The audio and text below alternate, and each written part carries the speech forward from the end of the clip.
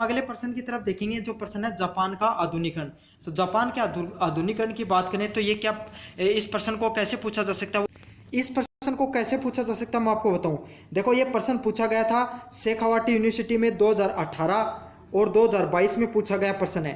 ठीक है, इस प्रश्न का किस प्रकार से पूछा गया था, जापान का एक विश्व शक्ति के रूप में उत्थान हुआ, इस पर वर्णन कीजिए, ऐसे पूछा गया प्रश्न है। फिर मत्स्य यूनिवर्सिटी में भी 2020 और 2022 में इस प्रश्न को पूछा गया है। अगर आप अन्य किसी विश्वविद्यालय में हो और जो राजस्थान यूनिवर्सिटी का 2024 में जो फर्स्ट सेकंड सेमेस्टर का एग्जाम हुआ उसमें पूछा गया था नॉन कॉलेज वालों का। तो ये प्रश्न कैसे पूछा गया है, जब 19वीं शताब्दी में जापान के आधुनिकरण पर एक निबंध लिखिए। तो यह प्रश्न बहुत ज़्यादा महत्वपूर्ण बन जाता है, अलग अलग विश्वविद्यालयों में काफ़ी बार पूछा गया है। तो चलो शुरुआत करते हैं इस प्रश्न की। जापान का आधुनिकरण, जिसे मिजी बहाली के नाम से भी जाना जाता है, एक अभूतपूर्व परिवर्तन था। मतलब जापान का जो आधुनिकरण होता है, जापान का जो स्वतंत्रता आंदोलन होता है, जिसे किस नाम से जाना जाता है, मीजी बहाली के नाम से भी जाना जाता है, मीजी रिवॉल्यूशन के नाम से भी जाना जाता है, जिसने देश की राजनीति, आर्थिक, सामाजिक व सैन्य परिदृश्य में क्रांति ला दी थी। मतलब ये जो रिवॉल्यूशन हुआ था 1868 का, इसने जो जापान की राजनीति है, आर्थिक व सामाजिक जो सैन्य परिदृश्य की क्रांति थी, उसके अंदर एक नई भावना प्रकट की थी। 1868 में शुरू हुई इस उल्लेखनीय प्रक्रिया में जापान में एक सामंती समाज में एक आधुनिक उद्योगवादी राष्ट्र में बदल दिया। मतलब 1868 में जो जापानी क्रांति शुरू हुई थी, इसने जो जापान के अंदर एक सामंतवाद था, मतलब जो अमीर कुल के लोग थे उनसे छुटकारा पाकर एक नई आधुनिक जो क्रांति थी, आधुनिक क्रांति थी, उसमें इसको बदल दिया, जो पश्चिमी शक्तियों के साथ प्रतिस्पर्धा करने में सक्षम थी। मतलब जो 1868 की क्रांति होती है, उसी के बाद में जापान को एक औद्योगिक क्रांति में बदल दिया। तो जैसा कि आप जानते हो, जापान को आज सारी दुनिया है वो टेक्नोलॉजी के लिए, उद्योगों के लिए जानती है। क्यों जानती है? क्योंकि इनके अंदर 1868 के अंदर जो औद्योगिक क्रांति हुई थी, उसके बाद में इनके अंदर वो बदलाव देखने पड़े। तो क्या क्या सुधार हुए थे इस रिवॉल्यूशन के बाद में, वो अपन देखेंगे। सबसे पहला है राजनीतिक सुधार। तो मीजी बहाली ने सामंती व्यवस्था को समाप्त कर दिया। मतलब जो मीजी रिवॉल्यूशन हुआ था, इसमें जो सामंती प्रथाएं हुआ करती थी, वो क्या हो गई, खत्म हो गई थी। एक संवैधानिक राजतंत्र व एक संसदीय प्रणाली की स्थापना की। इस चीज से क्या हुई, एक संविधान बना दिया गया और एक संसद है उसका भी निर्माण हुआ। तो संसद व संविधान का जब निर्माण हो जाता है तो हर व्यक्ति है उसके पास क्या आ जाते हैं, अपने अधिकार आ जाते हैं। और वही क्या हुआ, जापान में भी हुआ। सम्राट मीजी को राष्ट्रीय एकता के प्रतीक के रूप में भी जाना गया। तो जो ये आंदोलन था, उसमें सबसे मुख्य जो भूमिका वो किसने अपनाई थी, सम्राट मीजी के द्वारा अपनाई गई थी। तो उन्हें किसके रूप में देखा गया था, राष्ट्रीय एकता के रूप में। मतलब जैसे भारत के अंदर महात्मा गांधी को भारतीय राष्ट्रीय स्वतंत्रता आंदोलन के राष्ट्रपिता के रूप में जाना जाता है, वैसे ही अमेरिका के अंदर सम्राट मीजी को राष्ट्रीय एकता के रूप में जाना जाता है। जबकि वास्तविकता शक्ति निर्वाचित सरकार के पास थी।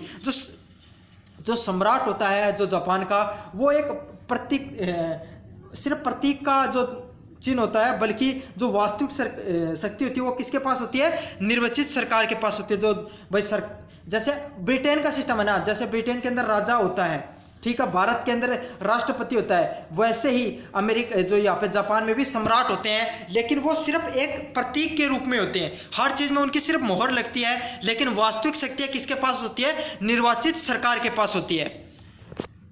इस बदलाव ने जापान की पारंपरिक राजनीतिक संरचना में एक महत्वपूर्ण प्रस्थान को चिन्हित किया। मतलब इससे क्या हुआ, जापान है उसकी जो प्राचीन जो राजनीतिक संरचना थी, उसके अंदर क्या बहुत बड़ा बदलाव हुआ। अगला क्या पॉइंट है, ये तो था राजनीतिक बदलाव। अगला पॉइंट है आर्थिक सुधार। तो आर्थिक सुधार किस प्रकार से हुए, जापान ने पश्चिमी तकनीक और प्रथाओं को अपनाते हुए तेजी से औद्योगिकरण किया। तो जापान ने क्या किया, जो पश्चिमी तकनीक थी उनको अपनाया और कुछ अपनी तकनीकों को भी लाता रहा, जिससे क्या उनको औद्योगिकरण है उसको तेजी मिली। तो आज अपन जानते हैं पूरी दुनिया के अंदर जो जापान है, वहाँ के लोग अपनी कठिन मेहनत करने के लिए जाने जाते हैं, उनके उद्योगों के लिए जाने जाते हैं, अपने डिसिप्लिन व कर्मठ मेहनत के लिए जाने जाते हैं। तो ये कब होता है, जो 1868 की क्रांति होती है, उस क्रांति ने 1868 की जो क्रांति है उसने इस दुनिया में बहुत बड़ा बदलाव किया। सरकार ने बुनियादी ढांचे व शिक्षा व स्वास्थ्य सेवाओं में भारी निवेश किया। तो जापानी सरकार है उसने बुनियादी ढांचे, शिक्षा व स्वास्थ्य में क्या किया, बहुत ज़्यादा पैसा इकट्ठा किया। देखो सबसे जरूरी देश किसी भी देश में क्या होता है, ये देश के अंदर आपको 1,000 रुपये दे दिए, 2,000 रुपये दे दिए, इसके बजाय सरकार है अगर वो लोगों को रोजगार मुहैया कराए, शिक्षा प्रदान करे, वह स्वास्थ्य प्रदान करे, वो बहुत ज़्यादा ज़रूरी चीज़ें हैं, जिससे आर्थिक विकास के साथ ठोस आधार भी तैयार हुआ। तो इसके साथ क्या हुआ, लोगों में धीरे धीरे पास क्या हुआ, पैसा आने लग गया और लोग जो आम जनता वो भी अमीर होनी शुरू हो गई। देश ने अंतर्राष्ट्रीय व्यापार के लिए खुद को खोल दिया। तो देखो जैसे भारत ने जो फैसला 1992 में लिया, ठीक है, वही फैसला जो ये बहुत पहले जापान ने ले लिया, क्या कर दिया, देश को अंतर्राष्ट्रीय व्यापार के लिए खोल दिया। मतलब दूसरी देश की कंपनियां आकर भी जापान के अंदर व्यापार कर सकती थी और अपना पैसा लगा सकती थी। विदेशी निवेश व प्रौद्योगिकी ने बहुत ज़्यादा प्रोत्साहित हुए और बहुत ज़्यादा पैसे मिले यहाँ से, जिससे इस कपड़ा, इस्पात, जहाज उद्योग जैसे प्रमुख उद्योगों का विकास हुआ। तो इसके कारण क्या हुआ, जो जापान है उसके अंदर कपड़े का उद्योग हो गया, इस्पात का उद्योग हुआ, जहाज निर्माण का उद्योग बहुत ज़्यादा तेजी से फैला। क्योंकि देखो जब 1800 ईस्वी होती है, 1800 ईस्वी में पहली बार फर्स्ट इंडस्ट्रियल रिवॉल्यूशन होता है, पहली औद्योगिक क्रांति होती है, और उस समय लोहा व स्टील होता था, वो सबसे ज़रूरी चीज़ होती थी। आज के समय में इंटरनेट सबसे ज़रूरी चीज़ है, वैसे ही किसी उद्योग के लिए उस समय लोहा व इस्पात या जो स्टील बोलते हैं जिसको, वो सबसे ज़रूरी चीज़ थी। तो उस समय कपड़ा, इस्पात व जहाज निर्माण जैसे उद्योग बहुत अग्रणी रूप से आगे बढ़ रहे थे। अगले प्रश्न की तरफ बढ़े, सामाजिक सुधार। तो सामाजिक सुधारों में क्या क्या सुधार हुए उसकी तरफ देखें। आधुनिकीकरण अभियान में अनिवार्य शिक्षा से शुरुआत की। मतलब जापान में सबसे पहले किस चीज़ को महत्व दिया गया, अनिवार्य शिक्षा को महत्व दिया गया। सभी के लिए साक्षरता को और शिक्षा को बढ़ावा मिला, और इस चीज़ से क्या हुआ, सभी लोगों को साक्षरता व शिक्षा का बढ़ावा देखने को मिला। लैंगिक समानता को प्रोत्साहित किया गया, मतलब सभी लोगों को शिक्षित होने का, सभी लोगों को शिक्षा के प्रति बढ़ावा दिया गया। और जो स्त्री हो चाहे पुरुष हो, कोई भी व्यक्ति हो, दोनों को बराबर शिक्षा प्रदान की गई। महिलाओं के अधिकारों को कानूनों द्वारा संरक्षित किया गया। मतलब आज जिस भारत में महिला सशक्तिकरण की बात की जाती है, वो अमेरिका में या अन्य देशों में, जापान जैसे देशों में बहुत पहले हो चुका वो सब चीज़ें। पश्चिमी शैली की संस्कृति और मूल्यों को भी अपनाया गया। मतलब जैसा कि हम जानते हैं, पश्चिमी लोगों ने शिक्षा में बहुत तेजी से 1400 ईस्वी में जो उनके अंदर आप पुनः जागरण आंदोलन हुआ था, उसके बाद में वहाँ पे शिक्षा बहुत तेजी से प्रसार हुआ।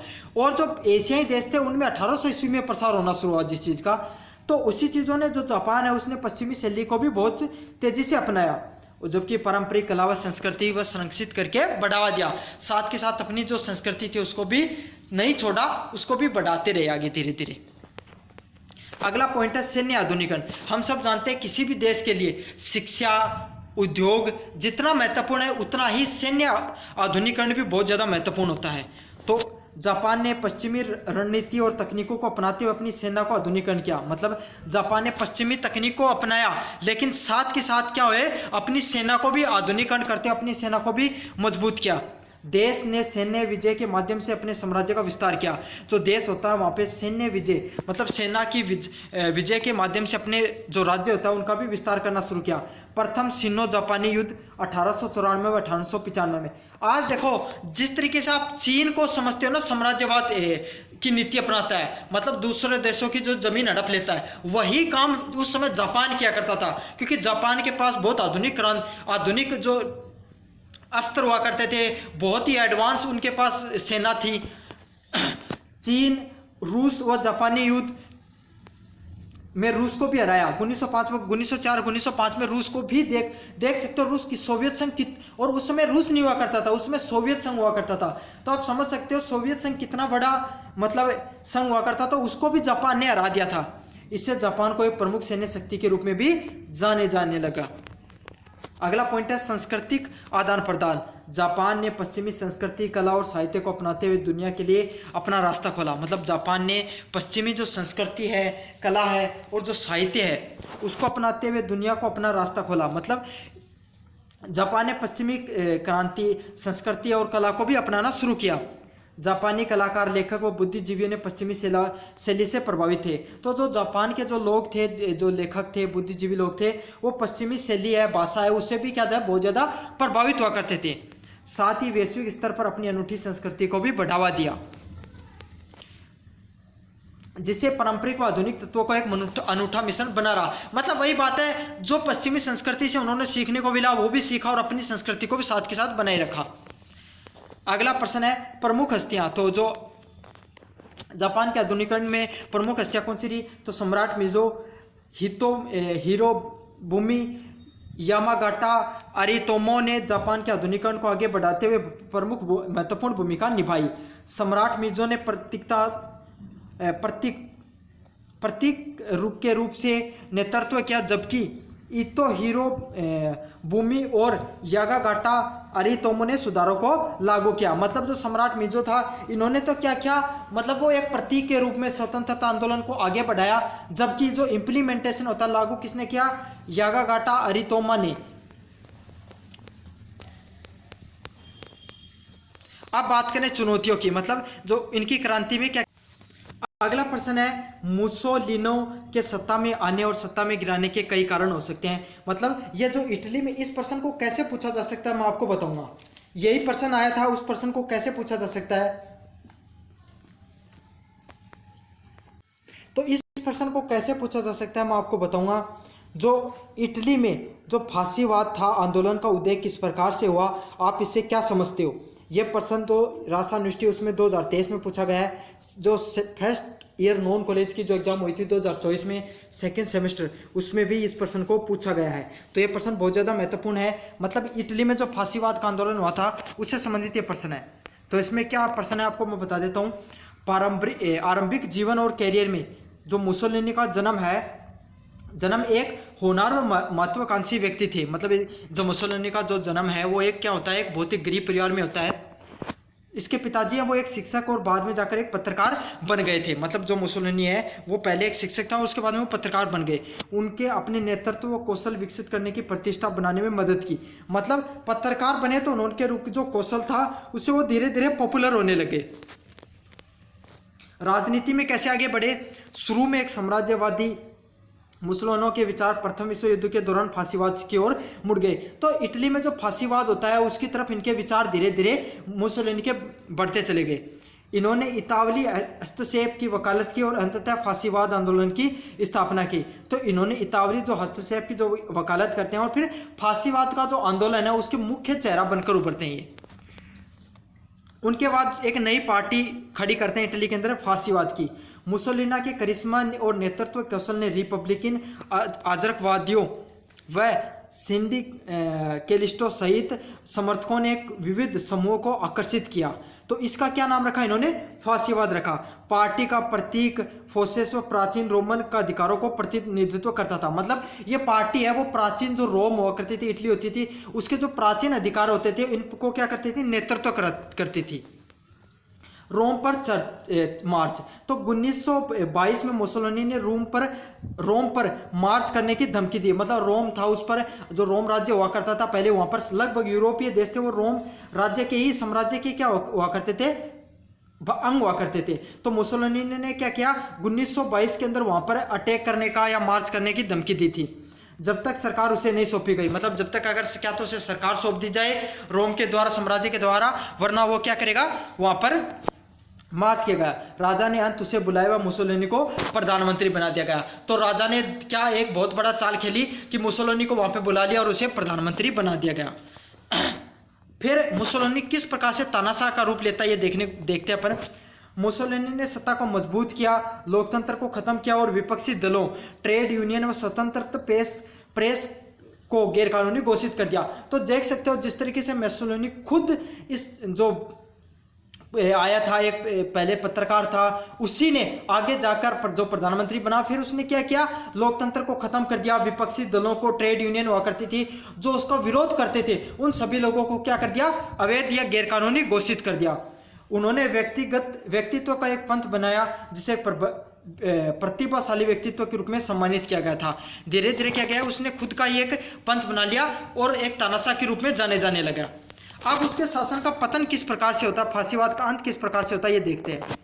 आक्रमणकारी विस्तार। मतलब मुसोलिनी ने साम्राज्यवादिता महत्वाकांक्षों से 1935 में इथियोपिया पे आक्रमण कर दिया। अब क्या होता है, जो साम्राज्य होता है, उसी के पास, इटली साम्राज्य के पास ही रोम साम्राज्य पड़ता है। वहां पर उसने क्या कहते हैं 1935 के ऊपर अटैक कर दिया, जिसने यूरोप ने निंदा की, वह राष्ट्र संघ ने प्रतिबंध लगा दिया। अब क्या हुआ, संयुक्त राष्ट्र संघ ने उस पर प्रतिबंध लगा दिए, लेकिन वह अप्रभावित थे। अब जिस प्रकार से रशिया पर भी यूक्रेन युद्ध के बाद में प्रतिबंध लगा रखे हैं, लेकिन उनका कोई महत्व नहीं है। इसी तरीके से जो मुसोलिनी है उसके ऊपर भी क्या क्या लगा दिए गए थे, सभी के सभी प्रतिबंध लगाए गए थे, लेकिन वो सभी के सभी क्या थे, कोई प्रभाव नहीं हुआ उन पे। लेकिन पूरे यूरोप पर उसकी छवि है वो खराब जरूर हो गई थी। अगला है हिटलर के साथ संगठन। तो सब सारे यूरोपीय देश थे वो हिटलर के खिलाफ थे, जो जर्मनी की जो नाजीवाद था उसके खिलाफ थे। लेकिन जो मसोलिनी है उसने क्या क्या कर लिया था, अडोल्फ हिटलर भी तनासा था, या खुद भी तनासा था, दोनों ने अपना संगठन मिला लिया था। तो अडोल्फ हिटलर के साथ मुसोलिनी की दोस्ती एक परिणाम स्वरूप स्टील का एक समझौता हुआ, जो एक क्रूर संगठन को एक पतन का कारण बना। तो सबसे महत्वपूर्ण कारण क्या रहा मुसोलिनी के अंत का, कि उसने हिटलर की साथ दिया। तो हिटलर का साथ देने से सारी दुनिया में उसकी एक क्या हो गई, और नेगेटिव इमेज बनती चली गई। दूसरा महत्वपूर्ण कारण है द्वितीय विश्व युद्ध। युद्ध में इटली की भागीदारी विनाशकारी थी और देशों की महत्वपूर्ण नुकसान उठाना पड़ा। तो इटली की जो द्वितीय विश्व युद्ध हुआ उसमें इटली है उसको सबसे ज़्यादा नुकसान उठाना पड़ा था। 1943 में उसकी सरकार द्वारा गिरफ्तार कर लिया गया, और मुसोलिनी को 1943 के में उसकी सरकार के द्वारा ही उसको, बाद में अन्य लोगों के द्वारा उसको गिरफ्तार कर लिया गया। अब उसकी बात करें, अंत में क्या होता है, मुसोलिनी ने अपनी व्यक्तिगत जीवन में अपनी पहली पत्नी व बच्चे को छोड़ने के लिए निश्चित किया था। मतलब भाई व्यक्तिगत जीवन में उसने अपनी पहली पत्नी को छोड़ दिया था। 1945 में अपनी मालकिन के साथ स्विट्जरलैंड का भागने का प्रयास करते समय उसको मार दिया गया। जब उसको 1945 में पकड़ लिया गया था उसके बाद उसने स्विट्जरलैंड भागने का प्रयास किया, लेकिन उसमें उसको भागते वक्त उसको पकड़कर क्या कर दी गई, उसकी हत्या कर दी गई थी। तो ये था मुसोलिनी का जीवन परिचय, इटली का फांसीवाद। तो ये प्रश्न पूछा गया था इसलिए मैंने करा दिया है। अगला प्रश्न है, ये बहुत ज़्यादा महत्वपूर्ण प्रश्न है। डॉक्टर sun यat-सेन को आधुनिक चीन के राष्ट्रपिता के रूप में जाना जाता है। प्रश्न इतना ज़्यादा महत्वपूर्ण है, देखो कब कब पूछा गया है। शेखावाटी यूनिवर्सिटी में प्रश्न पूछा गया है, 2018 में इस प्रश्न को पूछा गया है शेखावाटी यूनिवर्सिटी में। फिर उसके बाद में 2022 में इस प्रश्न को पूछा गया है, और 2020 में भी इस प्रश्न को पूछा गया था। 2018, 2020 और 2022 में इस प्रश्न को पूछा गया है। राजस्थान यूनिवर्सिटी में 2020 में, 2018 में इस प्रश्न को पूछा गया था, और 2017 में पूछा गया था। 2017, 18 और 2020 में इस प्रश्न को पूछा गया है। साथ के साथ 2024 में भी जो पेपर हुआ था उसमें भी इसको पूछा गया था। मत्स्य यूनिवर्सिटी में भी इसको 2020 में और 2022 में पूछा गया। तो ये बहुत ज़्यादा महत्वपूर्ण प्रश्न है। यह प्रश्न किस प्रकार से आएगा मैं ये भी बता देना चाहता हूँ। इस प्रश्न को ऐसे पूछा जा सकता है, चीन की 1911 की क्रांति के कारणों, घटनाओं तथा परिणामों की व्याख्या कीजिए। ठीक है, या ऐसे पूछा जा सकता है 1911 की चीन की क्रांति के क्या क्या परिणाम थे, और डॉक्टर sun यat-सेन की उसकी में क्या भूमिका रही। तो यह प्रश्न पूछा जा सकता है। तो क्या क्या भूमिका रही अपन पूरा प्रश्न देखेंगे। चलो शुरू करते हैं। डॉक्टर sun यat-सेन को चीन का आधुनिक पिता के रूप में भी जाना जाता है, क्योंकि उन्होंने देश में सामंती साम्राज्य से गणराज्य में बदलने की महत्वपूर्ण भूमिका निभाई। तो क्या होता है, जो चीन की जो स्वतंत्रता आंदोलन है वो भारत के स्वतंत्रता आंदोलन से थोड़ा पहले ही मिली थी, जो चीन को भी स्वतंत्रता। चीन को 1917 के अंदर जो स्वतंत्रता मिलती है, जिसमें जो सबसे मुख्य भूमिका किसके द्वारा निभाई जाती है, डॉक्टर sun यat-सेन के द्वारा। क्योंकि उन्होंने सामंती समाज, मतलब जो समाज था जो चाइना व अन्य देशों के द्वारा उनके ऊपर सामंतवाद चल रहा था, उसको हटाने में इन्होंने मुख्य भूमिका निभाई। और उन्हें यह दर्जा क्यों दिया जाता है, मतलब उन्हें जिस तरीके से भारत में महात्मा गांधी को भारत का राष्ट्रपिता कहा जाता है, उसी तरीके से डॉक्टर sun यat-सेन को आधुनिक चीन का पिता कहा जाता है। उन्हें यह दर्जा क्यों मिलता है हम ये जानते हैं। पहला प्रश्न है, किंग राजवंश को उखाड़ फेंकना। तो डॉक्टर sun यat-सेन ने 1911 में चीन के अंतिम शाही राजवंश किंग राजवंश को उखाड़ फेंका। तो हम सब जानते हैं जो चीन था वहाँ पे साम्राज्यवाद हुआ करता था, मतलब अलग अलग जो वहाँ पे किंग डायनेस्टी जो किंग साम्राज्य था वो वहाँ पे क्या करता था, राज करता था। तो उसको उखाड़ने की जो सबसे प्रमुख भूमिका किसने निभाई, डॉक्टर sun यat-सेन ने। इन्होंने शाही शासन के अंत किया और चीनी इतिहास में एक नए युग की शुरुआत की। तो वहाँ पे क्या किया, उन्होंने उस जो ये शाही जो शासन हुआ करता था उसको उखाड़ फेंका। दूसरा है चीन गणराज्य की स्थापना। तो डॉक्टर sun yat-sen ने 1912 में चीन गणराज्य के पहले राष्ट्रपति के रूप में चुना गया। तो 1912 के अंदर डॉक्टर sun yat-sen को क्या है, पहले राष्ट्रपति के रूप में चुन लिया जाता है, जिससे वे लोकतांत्रिक तरीके से चुने जाने वाले देश के पहले नेता बने गए। और 1912 में उन्हें पहली बार उनके द्वारा क्या किया जाता है, देश के पहले नेता के रूप में चुने जाते हैं, राष्ट्रपति के रूप में।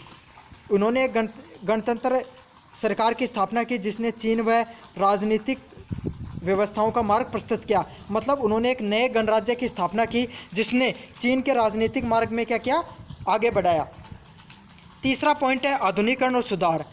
डॉक्टर sun yat-sen की पश्चिमी शैली, कानूनी प्रणाली और बुनियादी ढांचों को विकास की अपनाने सहित कई आधुनिकीकरण में पेश किए। मतलब डॉक्टर sun yat-sen ने जो पश्चिमी जो संस्कृति थी उसको अपनाया, साथ के साथ जो नई कानूनी प्रणालियाँ थी उनको भी अपनाया।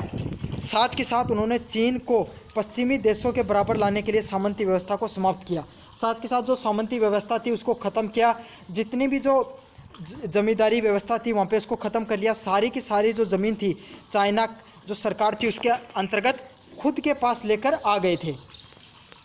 चौथा पॉइंट है चीन का एकीकरण।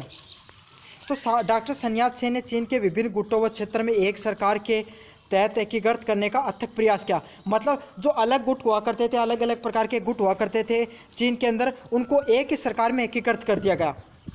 ठीक है।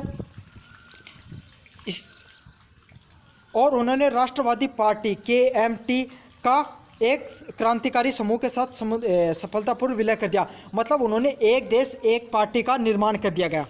जिस पार्टी जो उनकी एक अलग दूसरी पार्टी हुआ करती थी राष्ट्रवादी पार्टी, उसको अपनी पार्टी के अंदर क्या कर दिया, विलय कर दिया, जिससे सरदारों व साम्राज्यवाद अवशेषों के खिलाफ एक संयुक्त मोर्चा बना। तो इससे क्या हुआ, जो अलग अलग जो और ऊंची ताकतें हुआ करती थी, सरदार, साम्राज्यवाद, उनकी जो लोग और ताकतवर लोग हुआ करते थे वो भी उनके साथ मिल गए थे। पांचवा पॉइंट है प्रेरणा और विरासत। तो आधुनिक एकीकृत व मजबूत चीन के लिए sun yat-sen के दृष्टिकोण ने चियांग कोई शेक व माओ डियांग सहित चीनी नेताओं पीढ़ियों को प्रेरित किया। मतलब sun yat-sen के बाद में चीन के अंदर कोई शेक व मोजो डियांग सहित जो अन्य जो आगे जाकर नए चीनी नेता बने, उनको इन्होंने बहुत ज़्यादा प्रेरित किया। इनकी विरासत को ताइवान को मुख्य भूमि चीन दोनों में माना जाता है। मतलब चीन जैसे भारत व नेपाल लगभग एक जैसे देश माने जाते हैं, वैसे ही चीन व ताइवान है उनको एक जैसा देश ही माना जाता है। तो sun yat-sen की जितनी इज्जत चीन के अंदर की जाती है उतनी ही ताइवान में भी होती है। उनका जन्मदिन 12 नवंबर को राष्ट्रीय अवकाश के रूप में भी मनाया जाता है। निष्कर्ष, आधुनिक चीन की स्थापना, आधुनिकीकरण व एकीकरण में डॉक्टर sun yat-sen के योगदान ने देश के पिता के रूप में उनकी स्थिति को मजबूत किया। मतलब डॉक्टर sun yat-sen ने जो चीन के अंदर ना सिर्फ स्वतंत्रता आंदोलन को निर्माण किया, प्रथम राष्ट्रपति बने, बल्कि उन्होंने चीन में आधुनिकीकरण, एकीकरण का भी बहुत बड़ा योगदान रहता है। चीनी इतिहास में उनका प्रभाव व राजनीतिक प्रवचन ने निरंतर प्रभाव से उन्हें चीनी राजनीति और इतिहास का एक प्रतिष्ठित व्यक्ति माना जाता है। तो उनका जो चीन के अंदर इतिहास के अंदर जो अभूतपूर्व योगदान रहता है, उसी के कारण उनको एक बहुत ही चीनी राजनेता के रूप में नहीं बल्कि एक चीनी राष्ट्रपिता के रूप में जाना जाता है। तो एक प्रश्न बहुत ज़्यादा महत्वपूर्ण था, काफ़ी बार पूछा गया था।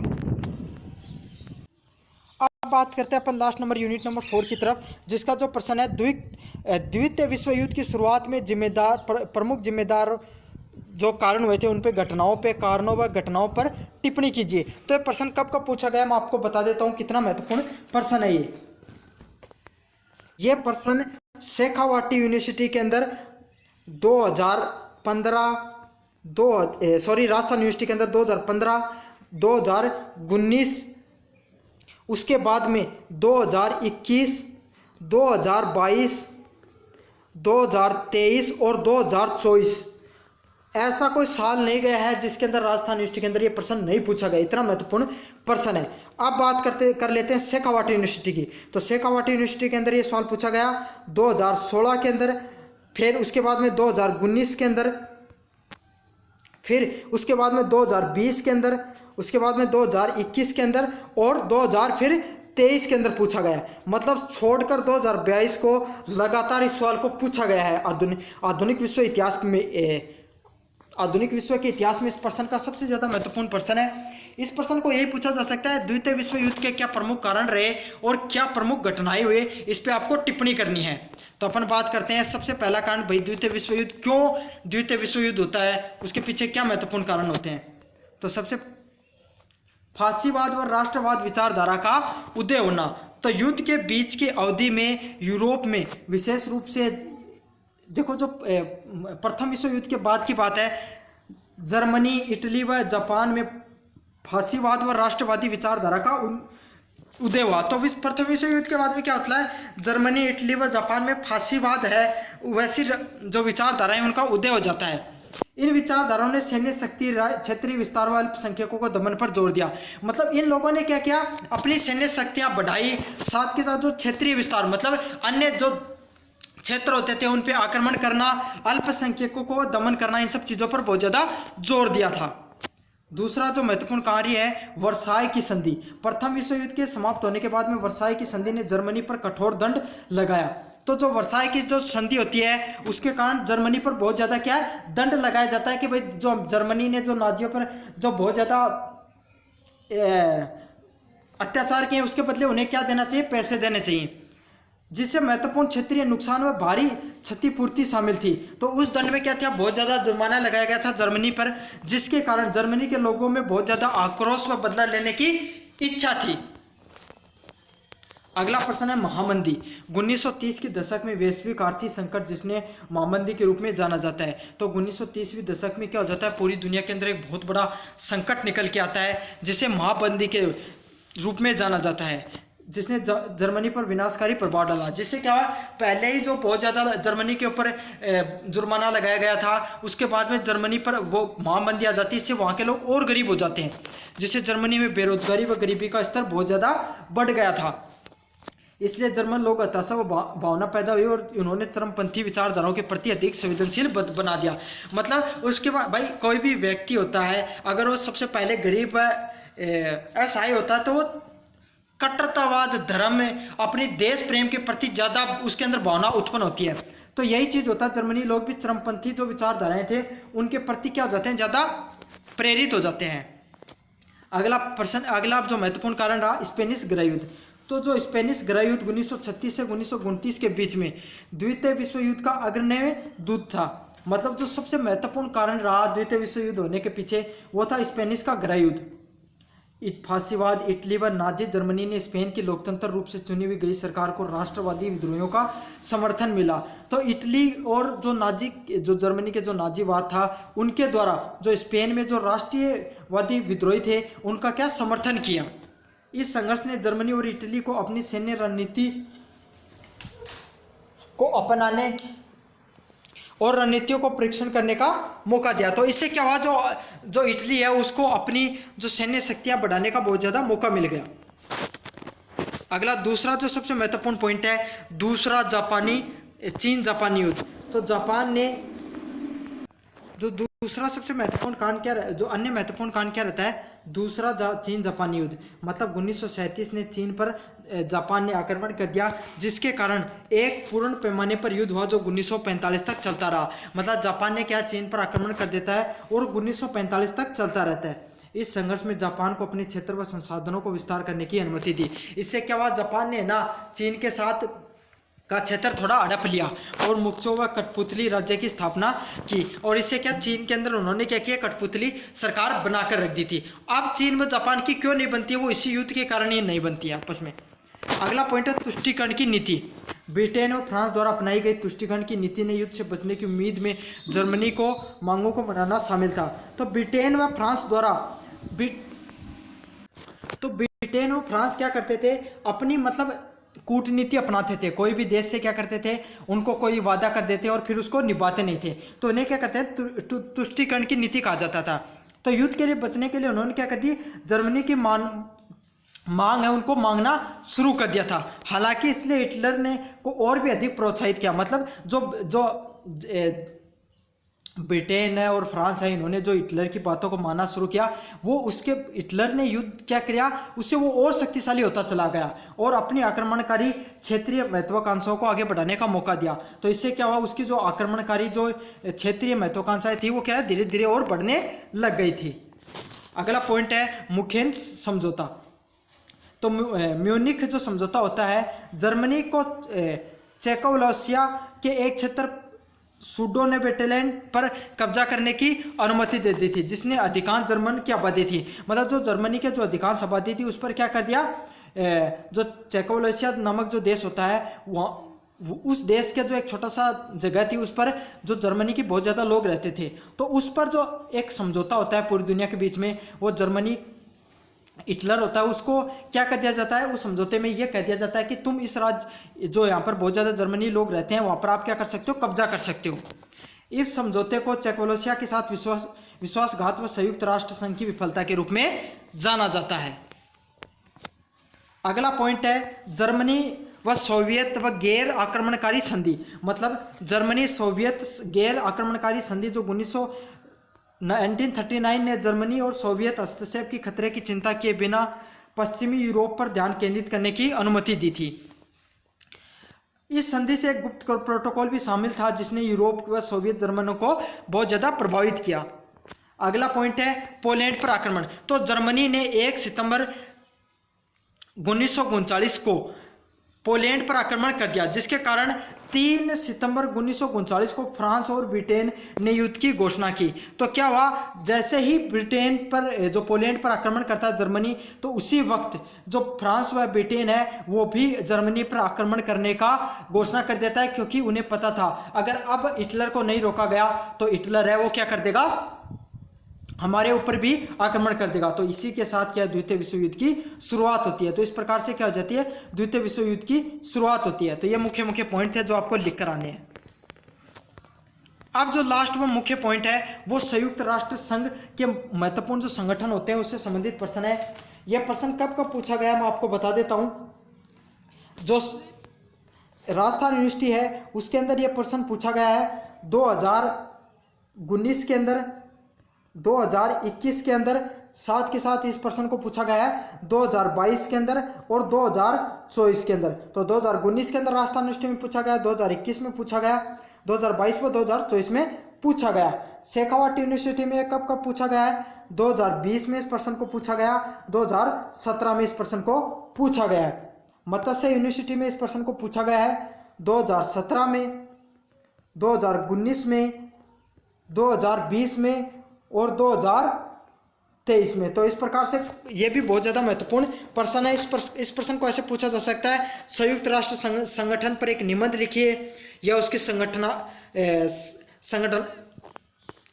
संगठनात्मक जो संरचना उस पर वर्णन कीजिए या उसके मुख्य अंगों पर टिप्पणी कीजिए। तो इस प्रकार से आपको पूछा जा सकता है, मतलब जो संयुक्त राष्ट्र संघ उसके क्या क्या मुख्य अंग है उन पर आपको बात करनी है। तो सबसे पहला प्रमुख अंग कौन सा है, वो है महासभा। तो महासभा यूएन के मुख्य विचार विमर्श करने वाला प्रतिनिधित्व अंग है। तो जो सबसे मुख्य जो पॉइंट है, सबसे मुख्य जो सभा है संयुक्त राष्ट्र संघ में वो क्या है, महासभा है वहाँ की। इसमें सभी देशों के प्रतिनिधित्व शामिल होते हैं, मतलब जो सभी देश होते हैं उनके प्रतिनिधित्व इसी में शामिल होते हैं, जिनके प्रत्येक के पास एक वोट होता है। मतलब सभी के पास अपनी कोई मतलब कोई टॉपिक आया, कोई प्रस्ताव आया तो सभी को एक वोट करने का अधिकार होता है। महासभा शांति व सुरक्षा, विकास और मानव अधिकार सहित विभिन्न राष्ट्रीय मुद्दों पर चर्चा करती है और निर्णय लेती है। तो महासभा का क्या काम होता है, पूरी दुनिया में शांति फैलाने का, सुरक्षा। भाई हर देश में ऐसा नहीं कोई देश किसी के ऊपर आक्रमण कर दिया तो संयुक्त राष्ट्र संघ उस पर कार्य करती है। किस प्रकार से जो गरीब देश हैं, अविकसित देश हैं, उन पर विकास कार्य चलाए जाए और मानव अधिकार जो कार्यक्रम है उनको कैसे आगे बढ़ाया जाए, यह सब कार्य किया जाता है महासभा के द्वारा। दूसरा है सुरक्षा परिषद।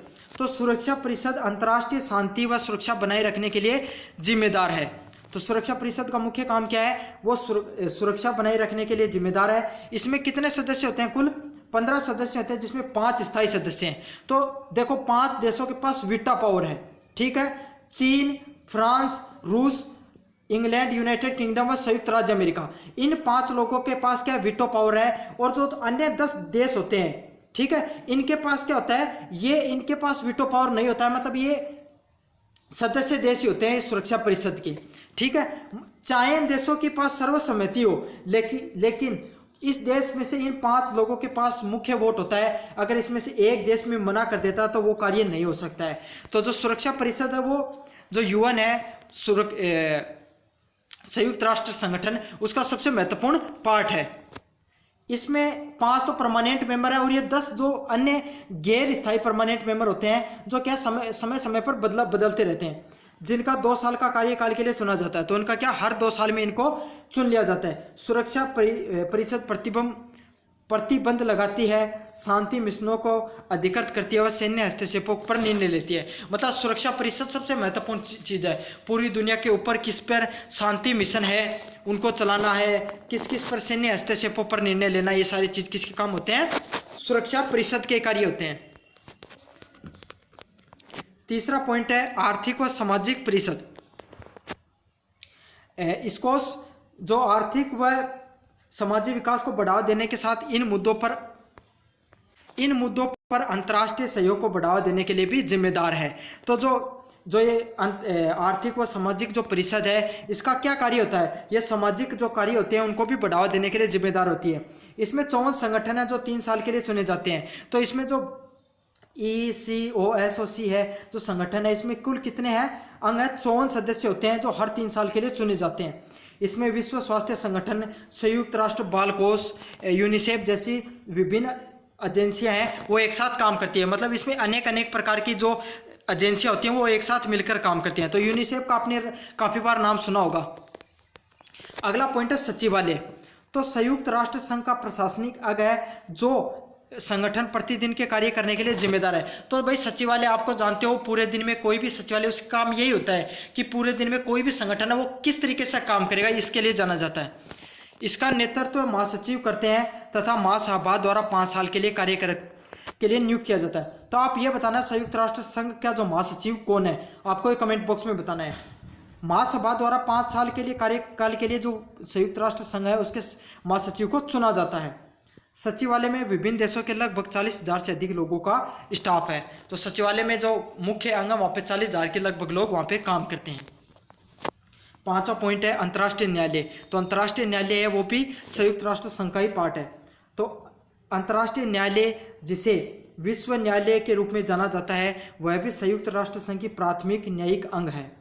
यह राज्यों के बीच में कानूनी विवादों का निपटारा करता है। तो इसका क्या काम है, पूरी दुनिया के अंदर किसी प्रकार का जो कानूनी विवाद होते हैं उसका निपटारा करने का काम क्या किसका होता है, संयुक्त राष्ट्र संघ का जो अंतर्राष्ट्रीय न्यायालय होता है उसका होता है। साथ के साथ इसके पास कानूनी प्रश्नों के सलाहकार व राय देने के लिए भी होते हैं। 6वां व लास्ट पॉइंट है इंटरशिप।